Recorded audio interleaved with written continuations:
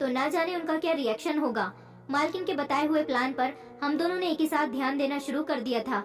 मैंने अपने पति को फोन कर दिया था और मालकिन को अब मालिक के आने का इंतजार था।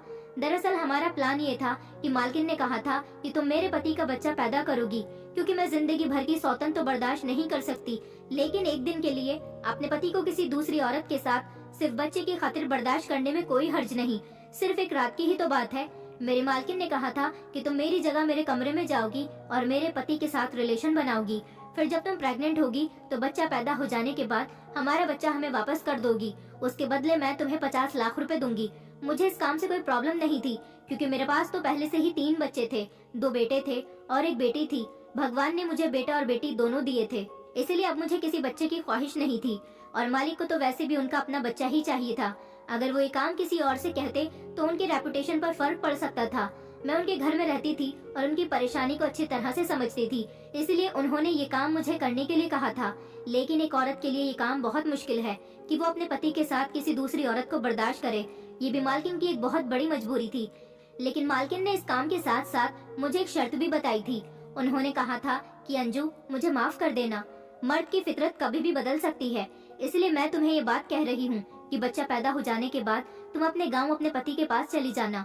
उसके बाद हम तुम्हें अपने घर में नौकरी पर नहीं रख सकते। मुझे मालकिन की ये बात बहुत बुरी लगी थी। मैंने उनसे कहा था कि फिर मैं कहाँ काम करने जाऊंगी और मेरे घर का गुजारा कैसे चलेगा। मालकिन ने कहा कि 50 लाख रुपए मिल जाने के बाद तो तुम्हें नौकरी करने की जरूरत ही नहीं है, और दूसरी बात ये कि अगर फिर भी तुम्हें दिक्कत हुई तो मेरा नंबर तुम्हारे पास है, तुम मुझे कॉल कर सकती हो। तुम्हें जितने भी पैसों की जरूरत होगी मैं तुम्हें देती रहूंगी, क्योंकि मैं तुम्हारी सारी जिंदगी की एहसानमंद हो जाऊंगी, इसलिए सारी जिंदगी तुम्हारी मदद भी करती रहूंगी।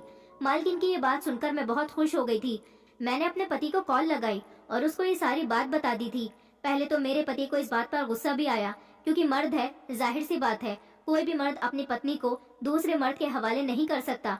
लेकिन मेरा पति लालची आदमी था, उसका दिमाग भी थोड़ा गलत हरकतों में फंसा हुआ था। मेरी बेटी थी, वो अपने दोनों भाइयों का ख्याल रखती थी और खाना वगैरह बना लिया करती थी। मैं जो पैसे यहाँ से भेजती थी मेरा पति उन्हें दोनों हाथों से लुटाता था, और उसने काम करना तो बिल्कुल छोड़ दिया था, सिर्फ मेरे पैसों से अय्याशी करता था। पहले वो किसान था और मेहनत मजदूरी से पैसे कमाता था, पर ये मैंने बहुत बड़ी गलती कर दी थी कि मैंने नौकरी करना शुरू कर दिया था। 50 लाख रुपए की रकम के बारे में सुनकर मेरे पति ने मुझे फौरन परमिशन दे दी थी और उसने कहा था कि उसे कोई एतराज नहीं है, उसे तो सिर्फ पैसों से मतलब है। मैंने जब मालकिन को बताया कि मेरा पति राजी हो गया तो मालकिन बहुत खुश हो गई थी, और मालकिन ने जब मुझे ये बताया कि उनके पति भी खुश हो गए हैं, पहले तो वो भी थोड़े नखरे दिखा रहे थे, लेकिन उन्हें भी औलाद चाहिए थी और अपना ही खून चाहिए था, इसलिए वो भी इस काम के लिए तैयार हो गए थे। रात होते ही मालकिन ने मुझे मालिक के कमरे में भेज दिया। आज मैंने मालकिन की आंखों में आंसू देखे थे। आज उन्हें इस तरह से तड़पते हुए देखा था जैसे कोई मछली बिन पानी के तड़पती है। कभी कभी औरत इतनी मजबूर हो जाती है कि उसे जो नहीं करना होता मजबूरी की वजह से वो भी करना पड़ जाता है। आज मैं मालकिन को बहुत लाचार और मजबूर होते हुए देख रही थी।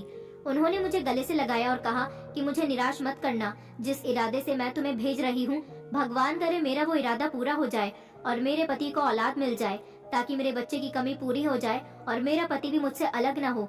मैं मालिक के कमरे में चली गई थी और मालकिन नींद की दवाई खाकर अपने कमरे में सोने के लिए चली गई थी। वो रात शायद मालकिन के लिए कांटों पर गुजरी थी। जैसा हमने सोचा था वैसा ही हुआ था। हमें ज्यादा इंतजार करने की जरूरत नहीं पड़ी थी और जल्दी ही मेरी तबीयत पहले दिनों से खराब रहने लगी थी। मालकिन ने मुझे शहर की सबसे अच्छी डॉक्टर के यहाँ दिखाया था। डॉक्टर ने मुझे गुड न्यूज सुना दी थी तो मालकिन और मालिक बहुत ज्यादा खुश हो गए थे। मालकिन से ज्यादा तो मालिक खुश थे, उनकी तो खुशी का ठिकाना ही नहीं था।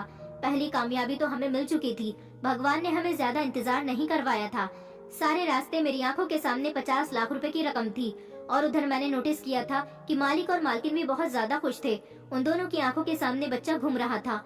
अपने सारे रिश्तेदारों के सामने मालिक ने ये खबर फैला दी थी कि मालकिन प्रेग्नेंट है, क्योंकि किसी को भी ये नहीं बताना था कि ये बच्चा मालकिन की कोख से नहीं बल्कि मेरी कोख से जन्म लेगा। मालिक के सारे रिश्तेदार भी बहुत खुश हो गए थे, क्योंकि मालिक भी ये नहीं चाहते थे कि वो दूसरी शादी करें। वो तो मजबूर होकर ऐसा करने की कोशिश कर रहे थे। अगर मालिक को दूसरी शादी करनी होती तो वो काफी सालों पहले ही कर चुके होते। लोग तो बच्चा ना हो तो 2-3 साल के बाद ही दूसरी शादी की तैयारी शुरू कर देते हैं। मालिक तो फिर भी मालिक थे और फिर इतने अमीर थे, कोई भी औरत उनसे आसानी से शादी कर लेती। लेकिन अब की बार तो उन्होंने पक्का इरादा कर लिया था। जमाने के और रिश्तेदारों के दबाव में आकर वो दूसरी शादी के लिए तैयार हो गए थे। अब उन दोनों ने राहत की सांस ली थी, क्योंकि अब उनकी सालों पुरानी तमन्ना पूरी होने वाली थी। मालिक की खुशी देखकर तो मुझे एक लम्हे के लिए घबराहट हो गई थी। शुरू में मुझे लगा कि सब अच्छे से ही हो जाएगा, लेकिन पता नहीं क्यों जैसे जैसे दिन गुजरते जा रहे थे मेरी घबराहट बढ़ती चली जा रही थी। मैं परेशान थी और मालिक और मालकिन अपने बच्चे के आने के सपने देख रहे थे। वो दोनों पति पत्नी मेरा बहुत ख्याल रख रहे थे। मुझे बहुत अच्छा लग रहा था कि मैं उनके घर में रह रही थी और इतने सालों से मैं उन लोगों की सेवा कर रही थी। आज भगवान ने वो वक्त ला दिया था कि ये दोनों पति पत्नी मेरी इस तरह से सेवा कर रहे थे जैसे मैं इस घर की मालकिन हूँ और ये मेरे नौकर हैं। लेकिन हमारे लिए एक नई मुसीबत आ गई थी।